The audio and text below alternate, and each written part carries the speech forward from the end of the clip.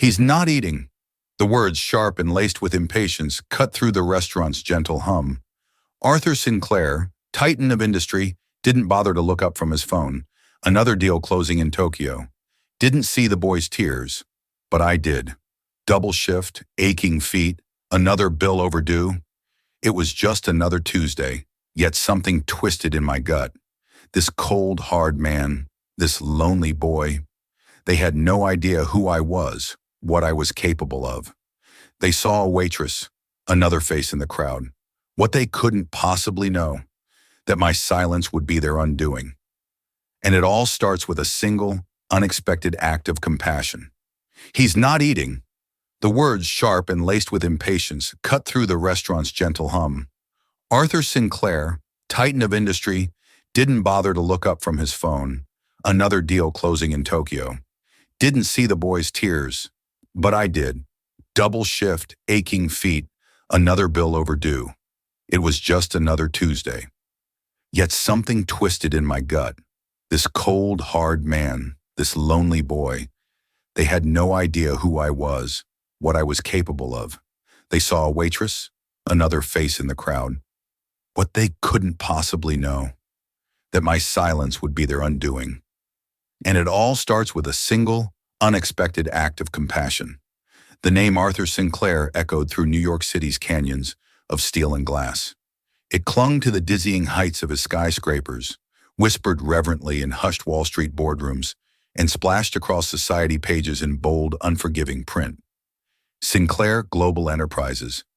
His empire stretched across logistics, tech, and real estate, a testament to his relentless drive. He was a man sculpted from the same granite as his buildings, impervious, unyielding. 52 years weathered his face, etching faint lines around eyes the color of a storm-tossed sea. Silver threaded through his impeccably styled dark hair, a stark contrast to the bespoke suits that draped his lean frame. But it was the perpetual chill in his gaze that truly defined him, a coldness no amount of wealth could thaw. 3 years ago, on a rain-slicked stretch of Hampton's highway, everything changed. The crash, swift and brutal, stole his wife, Elena, the vibrant, laughing sun of his world. It extinguished the light in his son, Leo's eyes, leaving him adrift in an impenetrable darkness. Leo, barely 10, survived, but the world he once knew, painted with the bright hues of his mother's art and lit by her infectious joy, vanished. The accident had rendered him completely blind. Their sprawling penthouse on Park Avenue, once a haven of warmth and creativity, transformed into a sterile mausoleum of grief. The air hung heavy with unspoken words, policed by a silent, efficient staff. Arthur, consumed by guilt and loss, plunged into his work with a ferocity that bordered on self-annihilation. Numbers, predictable outcomes, clear profit margins. These were the languages he understood. Fatherhood, especially to a son he no longer knew how to reach, was a terrifying, unsolvable equation. He showered Leo with the finest tutors, world-renowned therapists, cutting-edge assistive technology. Yet what Leo truly craved, a father's unwavering presence, a comforting embrace, remained tragically out of reach. Their interactions became stilted, formalized. Breakfasts were exercises in enforced silence. The clink of silver against porcelain the only conversation. Dinners were often eaten separately, Arthur unable to bear the constant, painful reminder of Elena in Leo's vacant stare. He saw his own failure to protect them, and so he kept his distance, convinced his emotional inadequacy was a form of protection. That particular Tuesday, a canceled meeting left a gaping hole in Arthur's ruthlessly scheduled day. He found himself standing in the doorway of Leo's room, a space meticulously designed for a blind child, yet devoid of any real warmth. Leo sat on his bed, lost in the world of an audiobook, his small frame dwarfed by the vastness of the room. "Leo," Arthur's voice, clipped and formal, broke the silence. "We'll be dining out tonight." Leo paused the recording, his head remaining bowed. "Okay, Dad," he replied, his tone devoid of the enthusiasm a 10-year-old should possess. Driven by some inexplicable impulse, perhaps a flicker of guilt, a desperate hope for connection, Arthur chose a restaurant he hadn't visited in years, The Gilded Sparrow, an old-world Italian bistro nestled in Greenwich Village, far removed from his usual haunts of five-star hotel restaurants. Elena had adored it, drawn to its unpretentious authenticity. He didn't understand why he chose it now. Perhaps it was a subconscious act of penance. The drive downtown was silent. Arthur, bathed in the cold blue light of his phone, scrolled through market reports, his face a mask of concentration. Leo stared blankly ahead, his unseeing eyes fixed on a world only he could perceive. The Gilded Sparrow, with its warm, inviting atmosphere and the intoxicating aromas of garlic, oregano, and baking bread, stood in stark contrast to their sterile apartment. They were seated in a quiet corner booth. Arthur, out of habit, immediately placed his phone on the table. "I'll order for you," he stated, his tone leaving no room for argument. He chose chicken parmesan for Leo, a simple, safe choice, and a filet mignon for himself. The food arrived, and the real challenge began. This was the part Arthur dreaded, the stark, humiliating display of their brokenness. Leo, fiercely independent, insisted on feeding himself, but navigating a plate of pasta and chicken with a fork and knife he couldn't see was a frustrating, messy ordeal. A piece of chicken skittered off his plate and onto the floor. A forkful of spaghetti missed its mark, leaving a small red smear on his cheek. Leo's shoulders tensed with humiliation. "I'm not hungry," he mumbled, pushing his plate away. Arthur felt a surge of impatience, quickly masked by his usual cold detachment. "Just eat, Leo. We don't have all night." He hadn't even looked up from his phone, his thumb still flicking across the screen. He was closing a deal in Tokyo, a distraction that felt infinitely more comfortable than the disaster unfolding at his own table. He didn't see the tears welling in his son's eyes, didn't hear the tiny, choked sob that Leo stifled, but someone else did. Across the bustling restaurant, a young woman with kind eyes saw the scene unfold, and her heart ached for the boy's silent struggle. And I knew, standing there with a tray full of dirty dishes, that something had to change, that my decision to intervene, small as it seemed, would irrevocably alter their lives, that my silence would be their undoing. Evans is your humanity. It's something that cannot be taught at any university. Clara looked at Leo, who had been listening intently. He reached out a small hand, his fingers brushing against her arm. "Please, Clara," he asked, his voice soft and hopeful.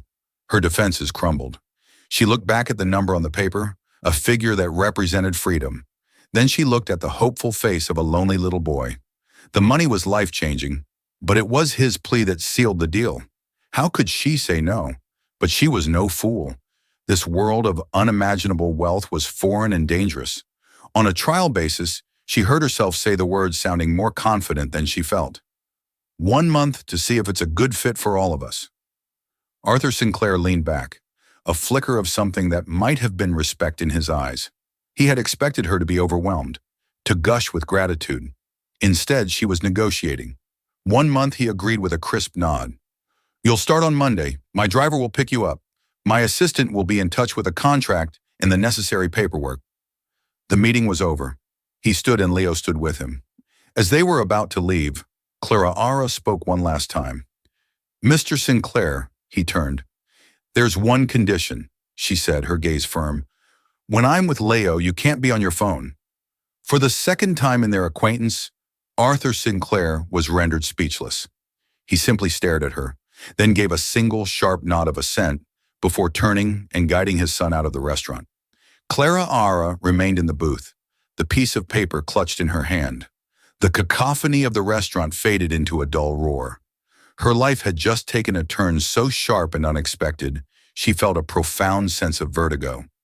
She didn't know if she was stepping into a fairy tale or a trap. The Sinclair penthouse was less a home and more a monument to wealth and sorrow. It was a vast expanse of white marble black furniture and floor-to-ceiling windows that displayed the city like a piece of untouchable art.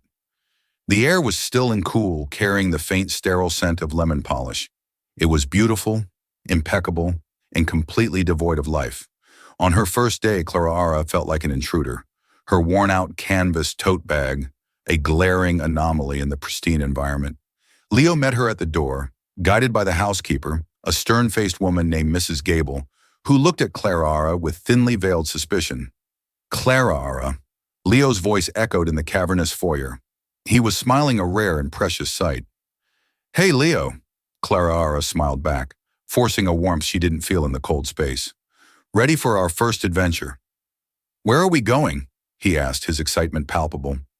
Nowhere, Clara replied, dropping her tote bag to the floor with a soft thud. The adventure is coming to us. Clara understood that before she could show Leo the world, she had to help him build one of his own. Her first purchase, with the generous advance Arthur had insisted upon, was not clothes or luxuries for herself, but a massive consignment of art supplies. Huge tubs of modeling clay, textured paints mixed with sand, and glitter canvases of all sizes, in thick, rough-grained paper. She spread a huge canvas dropcloth on the floor of the formal living room, much to the horror of Mrs. Gable. Our mission today, she announced to Leo, is to paint a sunset. But we're not going to paint what it looks like. We're going to paint what it full feels like. She guided his hands to different pots of paint. This one, she said, dipping his fingers into a thick, gritty orange. This is the warmth of the sun on your skin just before it disappears. It feels a little rough, like a warm blanket. She moved his hand to a smooth, cool pot of dark blue. And this is the evening sky taking over. It's cool and smooth, like the feeling of the air changing. For the next 2 hours, they didn't paint with brushes. They painted with their hands. Leo, hesitant at first, soon lost himself in the sensory experience. He smeared the warm orange and the cool blue, laughing as the gritty and smooth textures mixed under his fingers. He was not just painting, he was experiencing. For the first time, art was not something to be seen on a wall, but something to be felt and understood. Arthur came home that evening to a sight that stopped him in his tracks. His immaculate living room, a space normally reserved for stoic business meetings, was covered in a plastic sheet. In the center of it, his son and the waitress were sitting on the floor, both covered in paint, laughing. Leo had a smear of purple across his cheek, and his face was alight with a joy Arthur hadn't seen since before the accident. The air, usually sterile, smelled of wet paint and something else. Happiness. He didn't say a word. He just stood in the doorway and watched a strange, tight feeling in his chest. Clara's sessions with Leo became the highlight of the boy's existence. They baked cookies, focusing on the smell of cinnamon and vanilla and the changing texture of the dough. They went to Central Park, where Clara didn't describe the trees, but had Leo hug one to feel the rough bark and the sheer size of it. She taught him to identify different birds by their songs. She was rewiring his world, building it back up with the senses he had left, and slowly, cautiously, Arthur began to be drawn into their orbit. He started coming home from work earlier. At first, he would just observe from a distance. Then, prompted by Clara's gentle but firm condition, he began to join them. He would sit phone put away and simply listen as Clara described the shape of a cloud or the plot of a movie they were watching with audio description. One evening, he found them in the kitchen making pizza from scratch. Leo was kneading the dough, a dusting of flour on his nose. "Dad," Leo said, his head turning towards the sound of Arthur's footsteps. "Clara says the secret to good dough is to punch it. You want to try?" Before he could refuse, Clara was washing his hands at the sink, rolling up the sleeves of his thousand shirt. "The general requires reinforcements," she said with a grin. And so Arthur Sinclair, a man who could command boardrooms and move markets with a single phone call, found himself inexpertly punching a lump of dough on his marble countertop. He was clumsy and awkward, but when Leo heard the thud of the dough and let out a peal of laughter, Arthur felt a crackle of warmth spread through his chest. He was not just observing his son's happiness. For the first time, he was a part of it. The penthouse began to change. A lopsided clay pot Leo had made now sat on a mahogany side table. A chaotic, colorful painting of a sunset was hung at Leo's insistence in the main hallway. The house was no longer a silent museum. It had a heartbeat. But as the light and laughter began to return to the Sinclair home, a shadow was lengthening in the periphery. Not everyone was pleased with this new arrangement. The shadow had a name, Catherine Vance. She was Elena's younger sister, Leo's aunt. She was a woman who wore her grief like a designer gown, elegantly, but for all to see. She was a permanent fixture in the orbit of Sinclair's wealth, managing one of the family's charitable foundations, and seeing herself as the protector of Elelena's legacy, and by extension, Leo's well-being. She arrived unannounced one afternoon, letting herself in with her own key.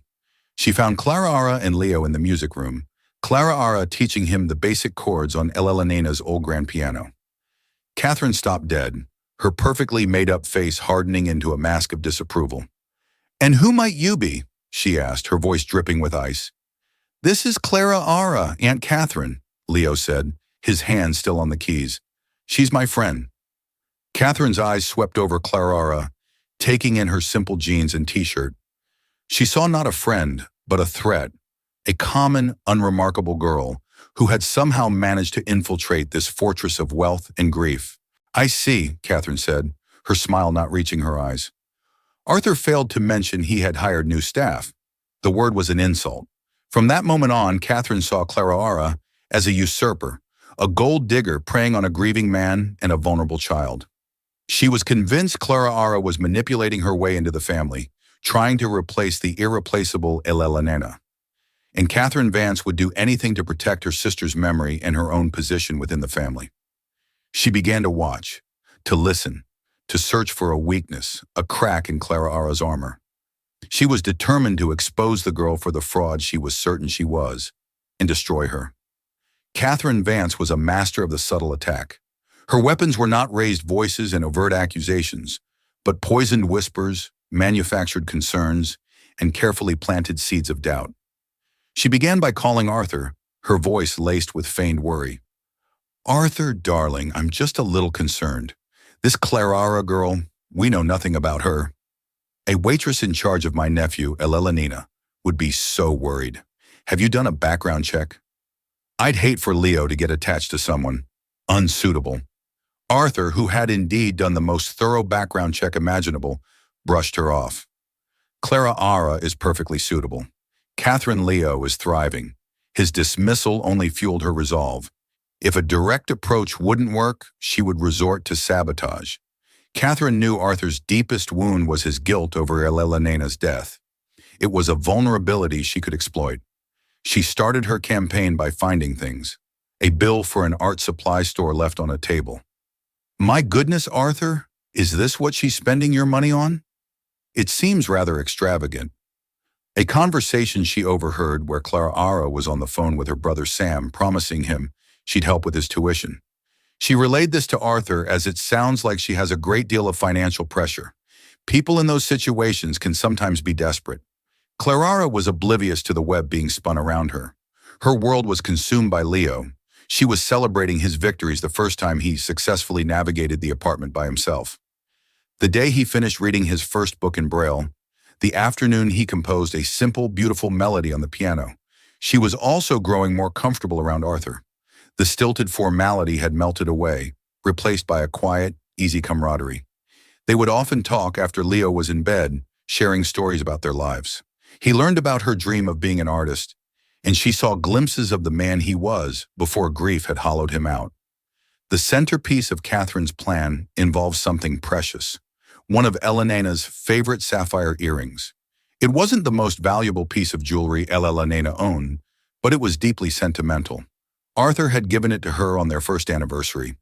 After her death, he had kept the pair in a small, unlocked velvet box in his desk drawer, a private memorial he couldn't bear to put away.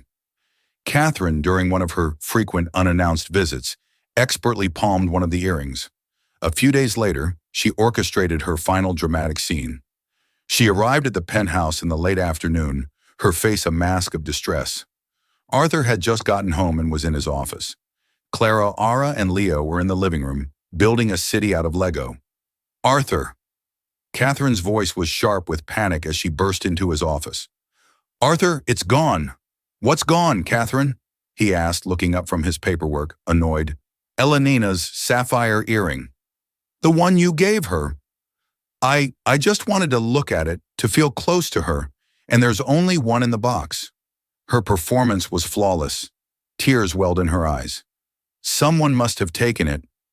Arthur's blood ran cold. He immediately went to the desk, his hands rifling through the velvet box. She was right. One was missing.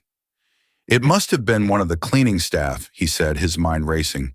Oh, Arthur, be realistic, Catherine said, her voice dropping to a conspiratorial whisper, planting the poison. They've all been with you for years. Nothing has ever gone missing.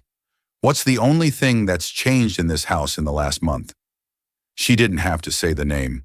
Clara Ara, the waitress with thousands in debt, the girl who was on the phone promising her brother money. The pieces so carefully arranged by Catherine clicked into place in Arthur's mind. His old cynical, mistrustful self roared back to the surface. He had allowed himself to be vulnerable, to trust this stranger, and this was the result. The kindness he had witnessed the bond with his son. Was it all just an elaborate act? A long con? The rage and betrayal felt like ice in his veins. He stormed out of the office and into the living room, Catherine following her face, a picture of tragic concern. Clara Ara. His voice was like a whip crack. Clara Ara and Leo both jumped. Clara Ara had never heard him use that tone before. It was the voice of the cold, ruthless billionaire she had first met. Empty your pockets and your bag, he commanded, his face a thunderous mask. Clara Ara stared at him, utterly bewildered. What, Mr. Sinclair? What's going on? Don't play dumb with me. My wife's earring is missing. A sapphire earring. The accusation hung in the air, thick and poisonous. Clara Ara felt the blood drain from her face. She looked from Arthur's accusing glare to Catherine's triumphant, pitying gaze. She understood instantly. This was a setup. I would never, she stammered, her voice trembling. You can't possibly believe I would steal from you. I believe you are a young woman with significant debt who was given access to my home, he retorted coldly. It's a simple, logical conclusion. Tears of disbelief and hurt stung Clara's eyes. It wasn't the accusation that wounded her so deeply, but the fact that he could believe it. After everything they had shared, after all the progress Leo had made, he still saw her as the sum of her financial problems. Leo, go to your room, Arthur ordered. No. Leo's voice was surprisingly strong. He stood up, his small hands clenched into fists, and moved to stand next to Clara Ara as if to shield her. She didn't do it. Clara Ara wouldn't do that. Leo, this is an adult matter. Go to your room now. Arthur repeated, his voice dangerously low. No! Lao shouted, his voice cracking with emotion. You're always like this. You always think the worst of everyone. Clara Ara is the only one who sees me. You were happy. We were happy. And now Aunt Catherine is here, and you're ruining it. Leo's defense, so fierce and unwavering, struck Arthur with the force of a physical blow. He looked at his son, truly looked at him, and saw not a naive child, but a person with clear, sharp judgment. He saw a boy defending the only source of light that had entered his world in 3 years. Then he looked at Clara. She was no longer trembling. Her back was straight, and though tears streamed down her face, her eyes met his with a look of profound, dignified hurt. You can search my bag, Mr. Sinclair, she said, her voice quiet but strong. You can search my apartment. You won't find anything. But know this, you've already found what you were looking for. You were looking for a reason to believe that kindness always has a price tag. You were looking for a reason to stay in your cold, safe world where you don't have to trust anyone. So, congratulations, you found it. She bent down and gave Leo a hug. I'm so proud of you, she whispered into his hair. Then she stood, picked up her simple canvas tote bag, and walked toward the door. She didn't run. She didn't scream. She just left. The sound of the door closing echoed in the sudden, crushing silence. Arthur was left standing with his weeping, furious son and his conniving sister-in-law. He looked at Catherine's face, which held a flicker of victory, and then at Leo's, which was a mask of utter devastation. In that moment, Arthur Sinclair felt the full crushing weight of his mistake. He had just extinguished the only light in his house to protect a trinket, all based on the word of a woman who thrived on drama, and an old cynical belief system that had brought him nothing but misery. The logical conclusion he'd been so proud of suddenly seemed like the most profound stupidity of his life. The silence that descended upon the penthouse after Clara's departure was heavier and more suffocating than ever before. Leo refused to speak to his father. He took the vibrant, tactile painting they had made off the wall and retreated into his room, shutting the door on a world that had once again lost its color. Arthur was left alone with the ghost of his own happiness. Leo's words echoed in his mind. You always think the worst of everyone. You were happy. We were happy. The truth of it was an agony. He had been happy. For the first time in 3 years, he had felt the ice around his heart begin to thaw. He had laughed. He had played. He had connected with his son. And at the first test, at the first whisper of doubt from a manipulative source, he had shattered it all. He hadn't just accused an innocent woman. He had betrayed his son's trust, and in doing so betrayed himself. His gaze fell upon Catherine, who was attempting to comfort him with platitudes.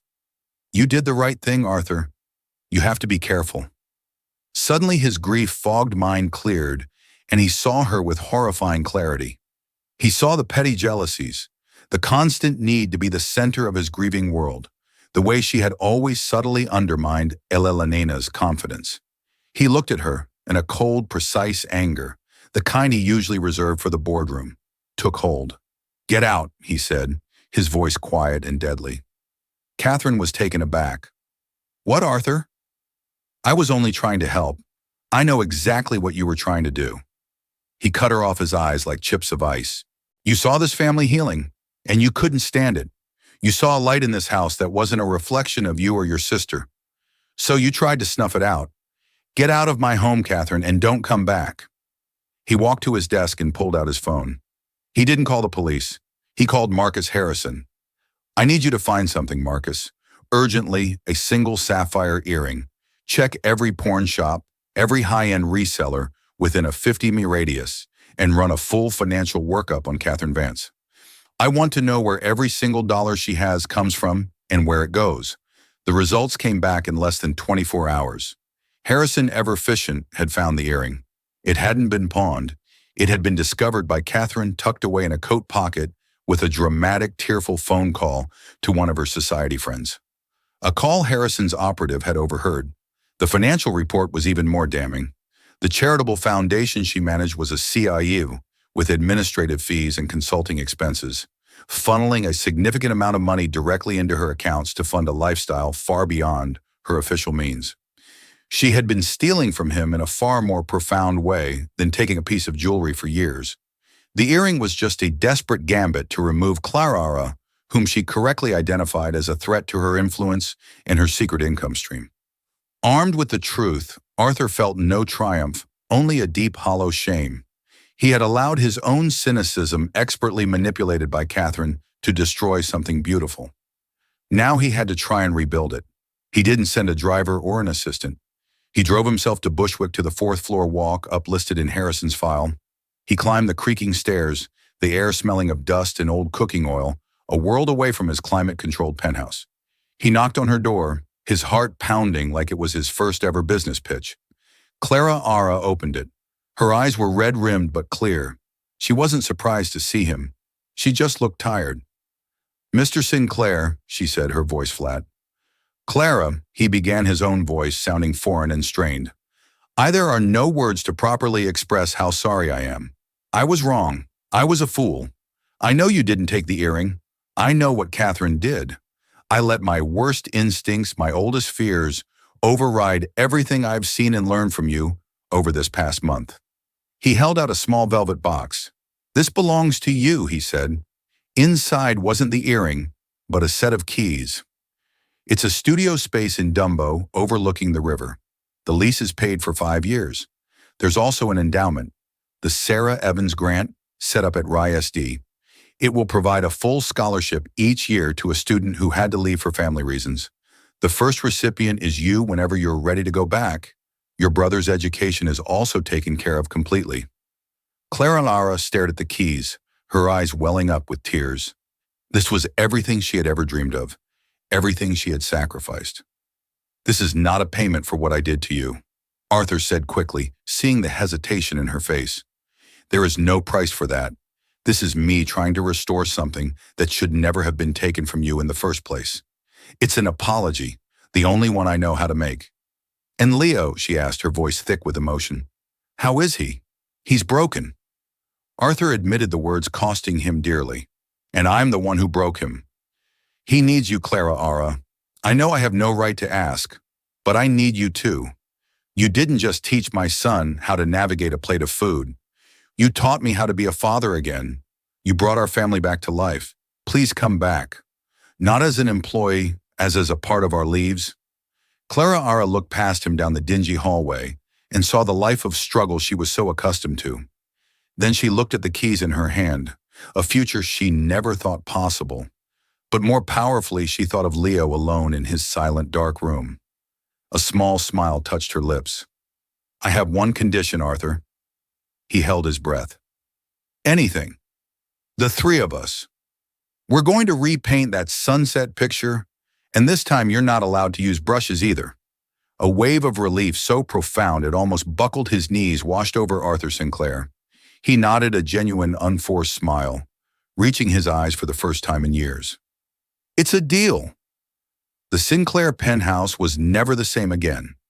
It became a home filled with the smell of paint and baking, the sound of piano music, and the constant, joyful noise of laughter. Clara Ara went back to school, her talent finally unleashed, but she never truly left them. She became the vibrant, steady heart of their small, unconventional family. Arthur learned to see the world not through the lens of a balance sheet, but through Clara Ara's descriptions and Leo's experiences. He learned that true wealth wasn't in a stock portfolio, but in the trust of his son and the warmth of a shared meal.